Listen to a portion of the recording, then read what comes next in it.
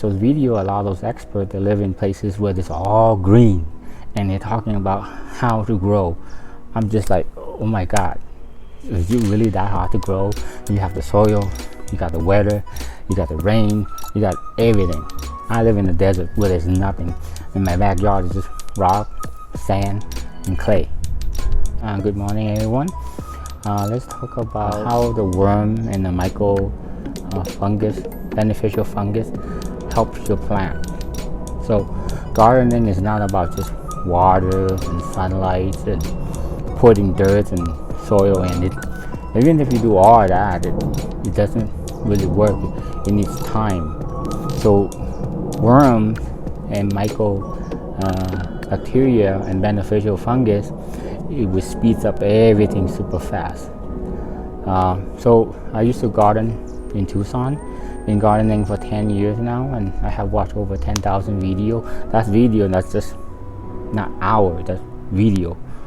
And after getting all those information, I done everything right, but the result is not as great because I live in the desert. It may get up to 120. Next day, it may be very low. So I watch those videos, a lot of those experts, they live in places where it's all green and they're talking about how to grow. I'm just like, oh my god, is it really that hard to grow? You have the soil, you got the weather, you got the rain, you got everything. I live in the desert where there's nothing. In my backyard is just rock, sand, and clay. You gotta start from scratch, like scratch, like nothing's been touched. So you gotta bring in all the stuff. You gotta bring in the worm, you gotta bring in the microbe, you gotta bring in the beneficial fungus, you gotta bring in the soil, you have to decompose the soil, and then you have to do the water and humidity and all that other stuff before you even start gardening. But in this video, we're gonna talk about worm and little tiny microbe and beneficial fungus, how it's gonna speed up your plant in your growing time. So there was one time I noticed after done everything correctly, in 1 month, the plant that I grow, fig tree, okra, many others, they grow about a foot and sometimes 2 foot in 1 month. And that's in the summertime where it's super hot. But if you do it all right, it grows like crazy.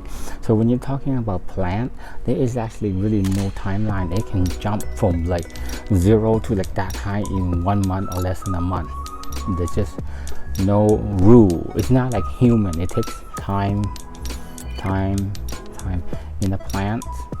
If you do it right, it just blossom, it grow. And so how does that happen? Well, it's the worm.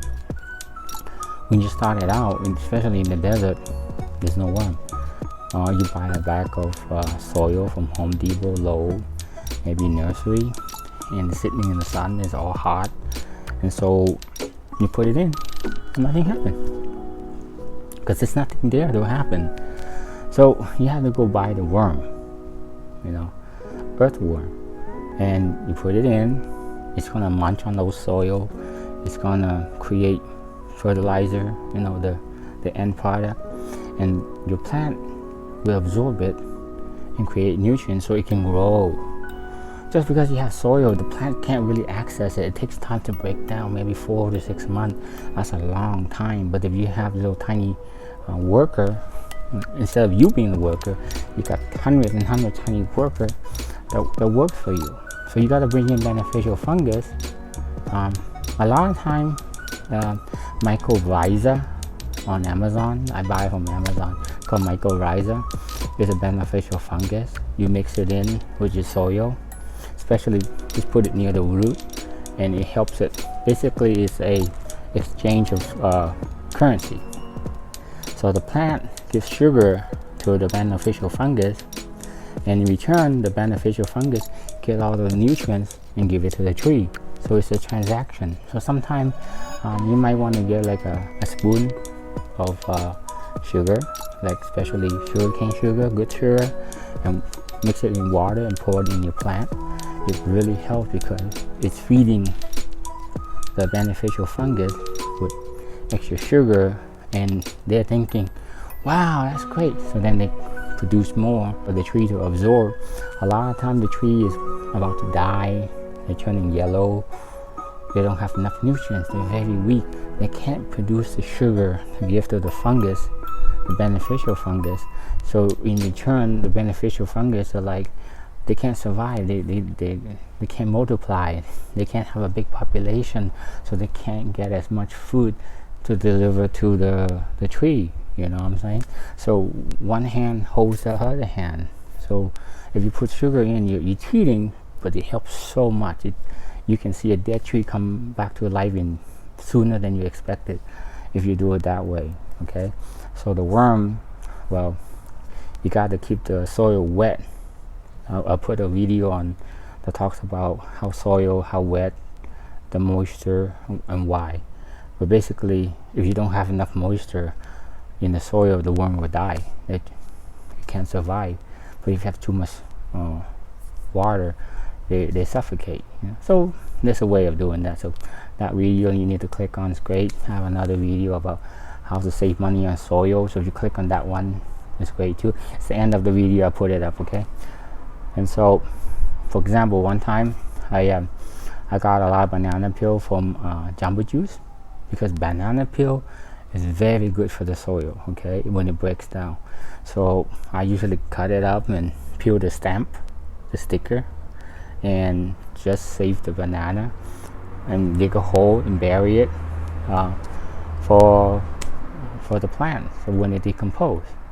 So sometimes I didn't know about that. I put it out in the sun to dry it so it become crispy, you know, because I noticed there was a time when I do it, I bury it, there's a lot of like fruit fly everywhere.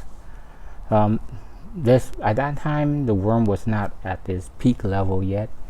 So a month passed and I had to go on vacation, like a 5-day, and I had like 4 bags of banana peel from jumbo juice. It was a big bag, and I was peeling. I didn't have time, I gotta go. So I just dig a hole and I dump all 4 bags in it, cover it with soil. Come back in 3 days later, all the banana was gone. It's completely gone. I was like, what the heck? Who got all my banana peel? Then I noticed it's the worm. At this time, the worm has multiplied. There's so much worm, it just consumed all the banana, turn it into like fertilizer for the tree, for the plants, for the vegetable, for the garden, for the flower. You see? So when you have a good system going on, nature takes over. And when nature takes over, less work for me, less work for you. I used to garden all the time. But then later on, when I have a busy schedule and work all the time, and I don't have time. Sometimes I come home 8 or 9 o'clock at night and I have to tend to my garden. So that's not the way to go, you know. You want to make the garden take care of itself, so you don't have to do anything. What's the point of gardening if you're actually babysitting every single day? That's boring. That's waste of time, waste of money. You want the garden to handle itself. So the garden that I have now in the bag, you see, I don't do anything. I let it do itself, handle itself. And that's how it should be in nature. When you have the system ready to go, it's on, it's on, it's on. You don't have to do anything. You just come out, get what you need, start cooking, So thank you for watching. If you haven't subscribed, please subscribe. So I'll see you in the next video. Bye now. Make sure you click on those videos that I post up.